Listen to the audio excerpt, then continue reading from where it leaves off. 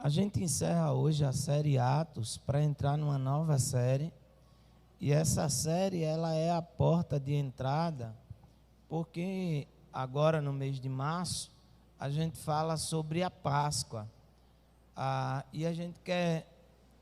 Ela é uma continuação, a próxima série, de tudo que foi falado no mês de fevereiro, nessa série Atos. E a gente iniciou Atos lendo a história de alguns homens que tomaram uma decisão, fizeram uma escolha, e que essa escolha repercutiu na vida de um doente, repercutiu na vida das pessoas que estavam em volta, no dia em que ela se encontrou com Cristo e foi curada, repercutiu na vida da cidade, para onde aquele paralítico voltou, retornou, e para onde aquela multidão retornou, porque havia gente de vários locais, e repercutiu em cada um desses locais. E quando a gente começou a pensar sobre isso, a gente começou a pensar que a gente está vivendo em um tempo em que, em algum momento, a gente já falou ou ouviu, dizendo que a gente não tem escolha. Eu fiz porque eu não tive escolha. Eu não tive escolha. É muito comum a gente falar isso ou ouvir isso para tentar atribuir a outros ou a outras situações a culpa que é nossa, de escolhas que fizemos, de escolhas que fizemos que trouxe-nos consequências não muito boas.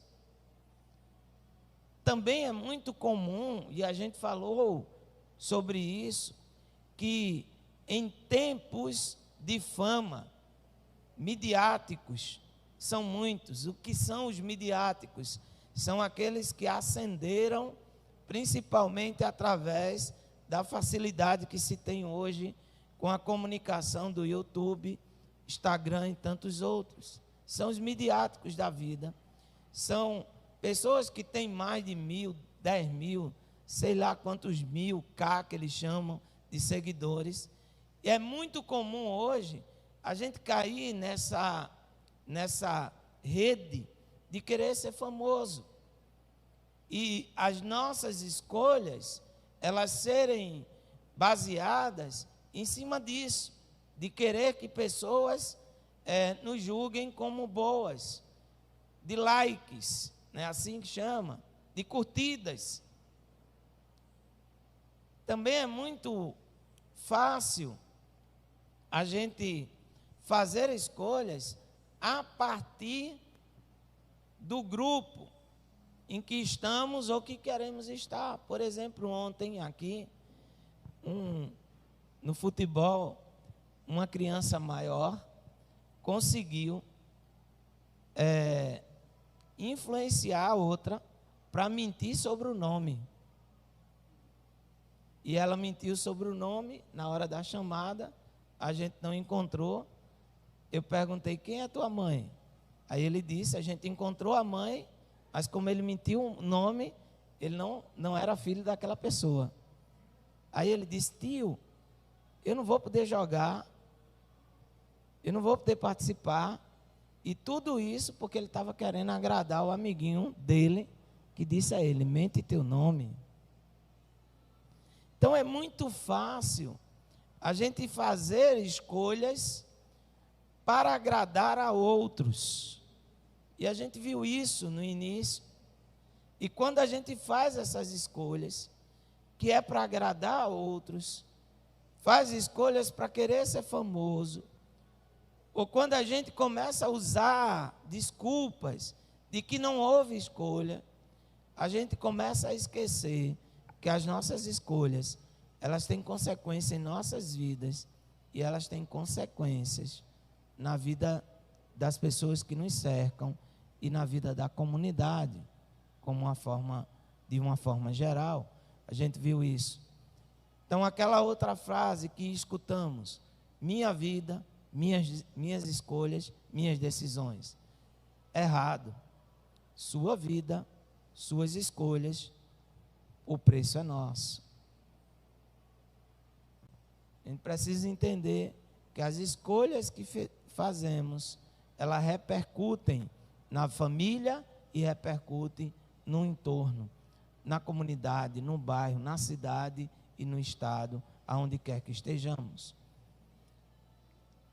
A segunda parte desta série, a gente viu o chamado para escolher a obediência a Deus ou a não obediência a Deus. E aí Josué, no capítulo 24, faz esse chamado e ele vai dizer: como é que você quer ser lembrado?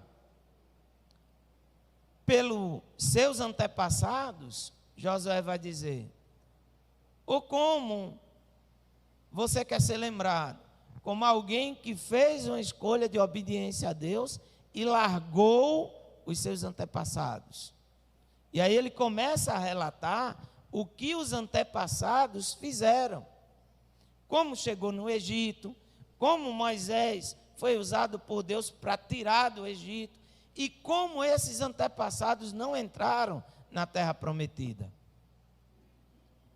Pela mesma coisa que os levaram à escravidão, à desobediência a Deus. E aí Josué diz: a hora é agora de fazer uma escolha. Essa é a hora. Não é amanhã, nem depois de amanhã. Escolham agora o que vocês querem fazer. Haverá momentos na nossa vida que nós não poderemos mais nos esconder em uma placa religiosa.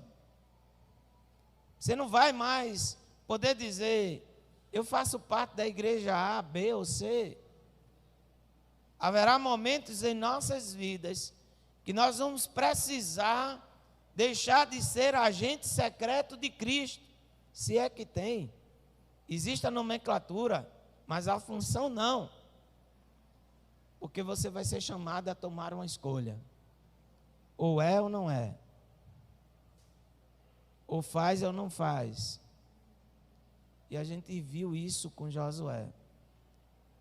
Deixou muito claro. Hoje, eu quero pensar, porque talvez você diga assim: pastor, é muito difícil a caminhada com Cristo.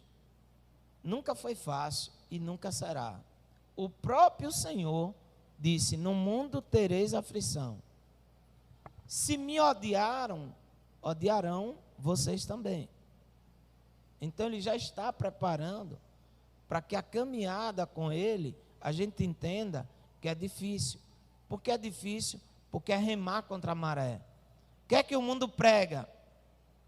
Que a injustiça, que o egoísmo é a evidência de todas as coisas. E o que é que Cristo prega? Que o amor não é egoísta. Que eu não posso viver apenas pensando em mim mesmo. Então, claro que é navegar contra a maré, seguir a Cristo. É um chamado para viver em um mundo decaído, extremamente difícil. Então é natural que a gente ache que é quase, ou imagine, né, melhor dizendo, parece ser impossível esse chamado. Hoje eu quero trazer uma história de alguém que disse sim a Cristo em um dos piores momentos da sua vida. Pelo menos para mim eu não gostaria de passar pelo que ele passou. Mas num dos piores momentos da vida dele, ele assim, mesmo assim, ele escolheu ficar do lado de Cristo e ser luz e sal para este mundo. Quero te convidar a abrir a tua Bíblia no livro de Atos, capítulo 7, versículos 59 a 60.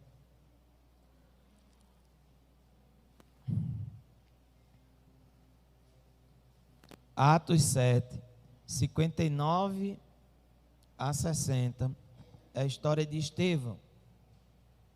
A leitura que eu vou fazer está na versão NVI, que eu acredito ser a mesma versão que vai ser colocada aqui no telão. Atos, capítulo 7, versículos 59 a 60. Enquanto apedrejavam Estevão, Estevão, orava: Senhor Jesus, receba o meu espírito. Então caiu de joelho e bradou: Senhor, não os considere culpados deste pecado. E tendo dito isto, adormeceu. Bendito e eterno Pai, que a porção da tua palavra lida neste momento encontre guarida em nossos corações, para o louvor e para a glória do teu nome. É assim que nós te oramos, em nome de Jesus, amém. Você já parou para pensar? Estevão é um ser humano igual a eu e você. Ele sente dores, porque a carne dele é falível, tem um ponto final, tem vida e acaba. Ele não é um ser fora deste mundo, ele não é um anjo, ele não é um semideus, ele é um ser humano, de carne e osso, sente dor, sente tristeza, sente alegria. Você já parou para pensar que a gente não está falando de um Estevão velho, porque a Bíblia conta e deixa transparecer que Estevão era um jovem, e possivelmente jovem mesmo, porque ele tem uma atitude que é muito típica do jovem, o arrobo. Ele foi proibido de pregar o evangelho na sinagoga, e mesmo assim ele volta para pregar. E aí ele enfrenta o conselho com a ferocidade de um jovem que nem sequer para pensar ou medir nas consequências. Ele não é um doido, ele sabe o que está fazendo e sabe o que pode acontecer com ele, mas ele tem a força e o fulgor da juventude. Estevão, um jovem, agora perdendo a vida por apedrejamento. Para mim é a pior forma de se morrer. Você ser apedrejado. Pior do que a crucificação, para mim. Porque é lenta e dolorosa. Você não morre de uma pedrada. Você pode até morrer de uma pedrada, mas é difícil. Você vai morrer de algumas pedras que chegam até você, até que atinjam um órgão fatal. Essa é a sentença de morte que é dada a Estevão. E essa sentença é dada não porque Estevão cometeu um crime hediondo. Ele não estuprou ninguém, ele não violentou ninguém, ele não roubou ninguém. Ele foi acusado de pregar o evangelho de Cristo dentro da sinagoga, que era proibido falar de Cristo Jesus. E ele foi lá, foi advertido a primeira, foi na segunda, foi preso. E no julgamento ele diz: eu fiz. E vocês é que são os culpados, porque vocês crucificaram Cristo, sabendo quem ele era. Então é por isso que Estevão é condenado à morte. E aí ele vai para o apedrejamento. E tem 3 coisas aqui que me chamam a atenção, que eu quero refletir com você nesta noite. Te chamo a pensar um pouco mais comigo nesta noite, para a gente entender um pouco ou afirmar algumas questões para nossas vidas. Primeira dela,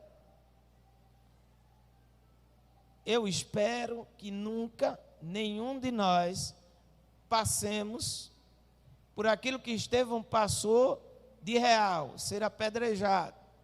Mas eu quero usar a figura da pedra, que é a figura que bate no corpo e provoca dor, provoca angústias, provoca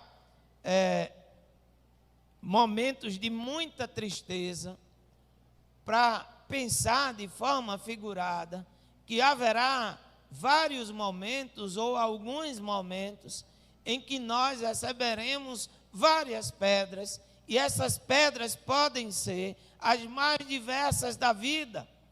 Pode ser uma frustração por conta de um relacionamento, um filho, uma filha, um marido, uma esposa, que de repente lhe trai, esquece tudo aquilo que foi feito por você e se apega à parte ruim da relação e lhe julga e joga todas as pedras para doer em você. A pedrada na vida pode ser um momento de enfermidade que chegue até você, que lhe coloque num canto, produza dor, produza lamento, produza muita angústia. A pedrada da vida pode ser um desemprego que o alcance e que você abra o armário de casa e veja quase ou nada, sem perspectiva para amanhã. Então a pedra pode ser muita coisa que pode ser colocada em sua vida. A questão não é a pedra, porque não importa o tamanho dela, seja grande ou pequena, ela produzirá dor.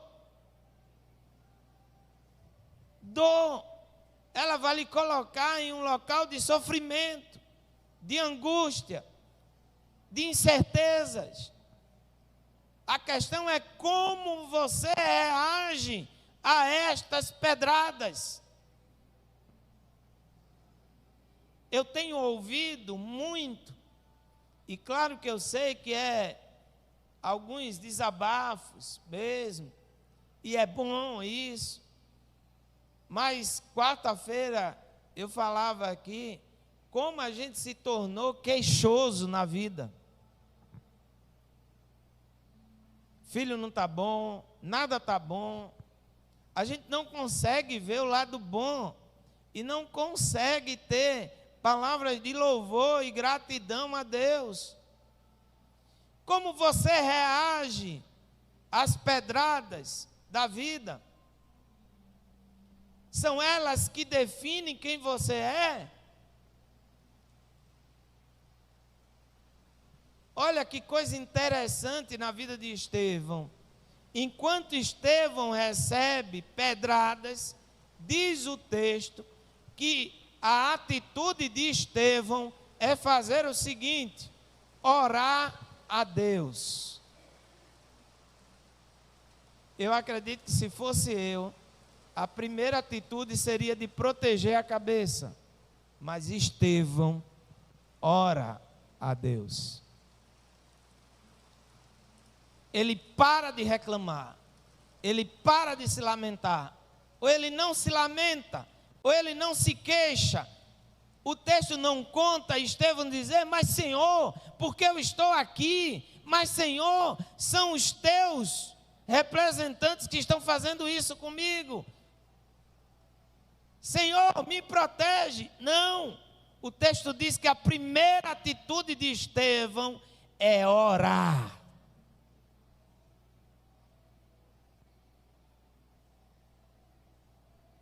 Quando você diz sim a Deus, você precisa tomar posse dessa atitude. Quanto tempo você tem passado recebendo pedradas? Ore ao Senhor. Pare de se lamentar, pare de se queixar. Ore ao Senhor. É a primeira atitude de Estevão. Quem quer deixar um legado para o futuro, um legado onde você é reconhecido, não apenas pelo nome, pelo RG, mas um legado em que você é reconhecido pelo Deus que agia na sua vida, entende que no meio da dor é o local da oração e de se calar para ouvir o Deus de Israel falar com você. Essa é a primeira coisa que eu quero destacar. Como você reage às pedradas que têm chegado até você. Você tem dobrado o seu joelho, Você tem orado, buscado a orientação? Porque orar significa buscar a orientação do seu Senhor. Como eu devo agir, Senhor? E a oração de Estevão é linda, porque ele vai dizer aqui: Senhor, recebe o meu espírito. Estevão não diz assim: Senhor, para as pedras e taca fogo nesses miseráveis. Senhor, recebe o meu espírito. É na hora de angústia que você tem que entender que dizer sim a Deus significa: Senhor, fala comigo e diz qual é a direção que eu tenho que seguir. A segunda coisa que eu quero pensar, e te chamo a pensar sobre isso, é que há momento em que as pedras vêm e você sabe que, humanamente falando, não tem como escapar, não há escapatória. Estevão sabia que dali ele só sairia para a sepultura, humanamente falando. Ele não tinha nenhuma outra expectativa a não ser a sepultura. Isso é claro e evidente, porque a oração dele é: Senhor, recebe o meu espírito. E aí vem uma outra coisa que eu quero desafiar-nos, ou que somos desafiados pelo texto. Não basta a gente dizer que acredita no céu, não basta a gente falar que Deus é real, ele precisa de fato ser real para nós, porque quando Estevão abre a boca para falar com Deus, a primeira coisa que ele menciona na oração é: recebe o meu espírito. Então há momentos na vida que a única certeza que você vai ter é da eternidade nos céus. O que é que eu quero dizer com isso? O que eu quero dizer com isso é que Estevão sabia que aquelas pedras não cessariam, e a única forma dele ser liberto era nos céus. Então eu quero dizer para você que há momentos na sua vida, há cargas que você vai ter que carregar até que Cristo volte.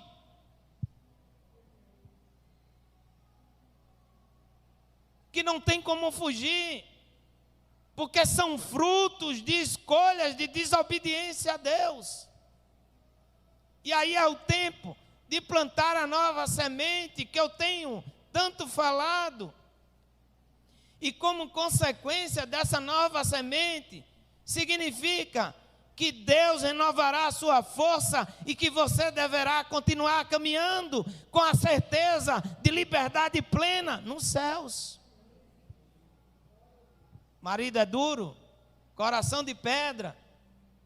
Se Deus quiser, dizem os amigos de Daniel, Ele me livrará, mas se não quiser, eu morrerei, mas o Senhor continua sendo Deus. Então o marido é duro, entenda que Deus é capaz de transformar coração de pedra em coração de carne, mas até lá, se Ele quiser ou não, Deus continuará sendo Deus e Ele precisa ser o Senhor da sua vida. Quem escolhe marido não é Deus, somos nós, esposa. Os filhos estão dando trabalhos, estão desobedientes, escolheram caminhos que não nos agradam. Entendam, não é o momento de desistir deles, é o momento de dobrar o joelho e orar, porque Deus continuará com você. Ele ainda é o Senhor de todas as coisas. Talvez seja um momento de você calar a sua boca. E quando eu falo de calar a boca, eu falo de você não falar mais aquilo que a carne pede para você falar. É a hora de você só abrir a sua boca em oração para Deus. Essa é a certeza da eternidade que Estevão tinha. Então ele sabia que dali ele não poderia sair. Humanamente falando, aquelas pedras iriam sucumbir o seu corpo físico, mortal. Mas aí ele abre a certeza eterna e ele diz: Pai, recebe o meu espírito. Essa certeza está inundando o coração de Estevão. E aí a gente vem para a terceira coisa, para eu encerrar. E só através dela é que Estevão vai fazer uma coisa linda. E que chega a história dele até os dias de hoje. A gente diz que o ministério de Cristo foi curto. Humanamente falando foi. Mas o de Estevão foi também muito curto. Curtíssimo. Você lê o livro de Atos todinho e você encontra somente a história de Estevão no capítulo 6 e o 7. No capítulo 6, você escuta a história de um jovem Estevão que ia pregar no templo e que foi advertido para não pregar. Depois, você encontra a história desse mesmo jovem, seguindo a sequência do capítulo, agora sendo preso e sendo julgado e condenado à morte. Vê que ministério. Ele pregou uma vez, foi advertido, vamos botar assim, foi de novo, pregou, foi preso, agora está em julgamento e vai morrer. Pronto.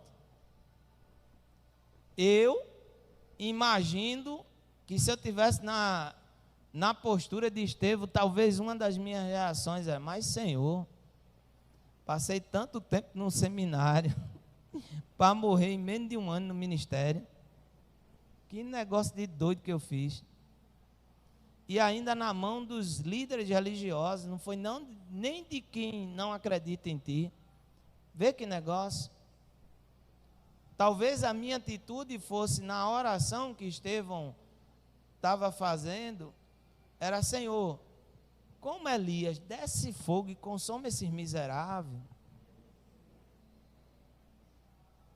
Talvez a minha oração fosse essa.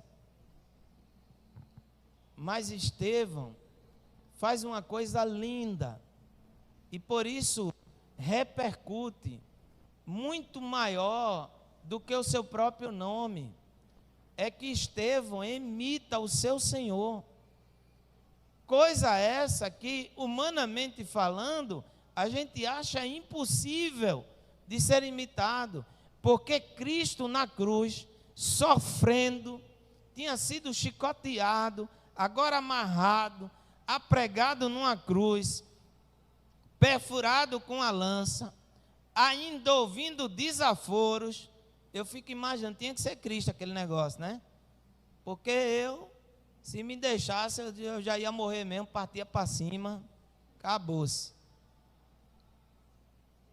Cristo não, como ovelha levada ao matadouro, está lá. Depois disso tudinho, Jesus ainda consegue dizer: Pai, os perdoa, irmão. Eu olho, tinha que ser Cristo esse negócio. Aí vem Estevão e me quebra. Tinha que ser Cristo não. Quem é discípulo de Cristo faz o que o mestre faz. Porque Estevão, recebendo pedradas, sangrando, doendo, ele olha e diz: Senhor, vejo os céus abertos para me receber. E aí ele diz: Senhor, perdoa-os, não os condene por esse ato. Ele repete aquilo que o seu Senhor fez na cruz do Calvário. Ele é a imagem de Cristo.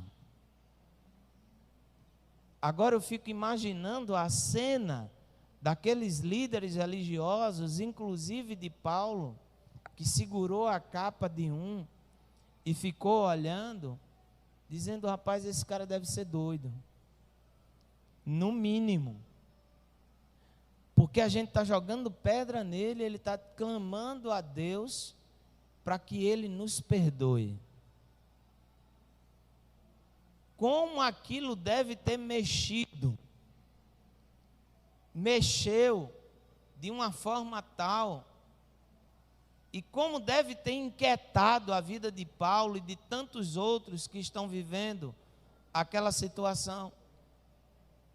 Quando a gente escolhe dizer sim a Deus, a gente escolhe também, em meio a pedradas, não ser um agente de impulso, mas ser um agente agora que responde não mal com mal, mas um mal com bem. Não olho por olho, mas agora aquilo que o seu Senhor diz, aquilo que o seu Senhor ensina. E olha o que o nosso Senhor nos ensina: orai pelos que vos perseguem, abençoai aqueles que te amaldiçoam. Olha o ensinamento de Cristo agora.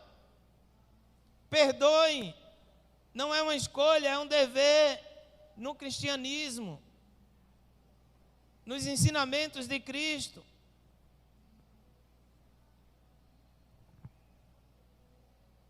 A gente está caminhando para a Páscoa.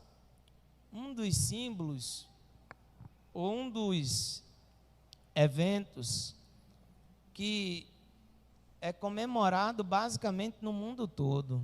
Eu conheço, acredito que muito poucas culturas que não comemorem a Páscoa, a ressurreição, crucificação e ressurreição de Cristo. Mas se for só um evento em nossas vidas, se a gente não aprender com Estevão, que as pedras não podem nos definir, que a certeza da eternidade precisa inundar as nossas decisões, para que sejamos sal e luz da terra, como o nosso Senhor pede que sejamos, em Mateus, no Sermão do Monte. Então é só um evento, é só um rito, é só um ritual. O culto da ressurreição é só um ritual nessa igreja, se a gente não entender isso. Então encerro essa série nos convidando, voltando para o convite de Josué. Agora, eu não sei o que vocês vão escolher, mas Josué vai dizer: eu e a minha casa serviremos ao Senhor.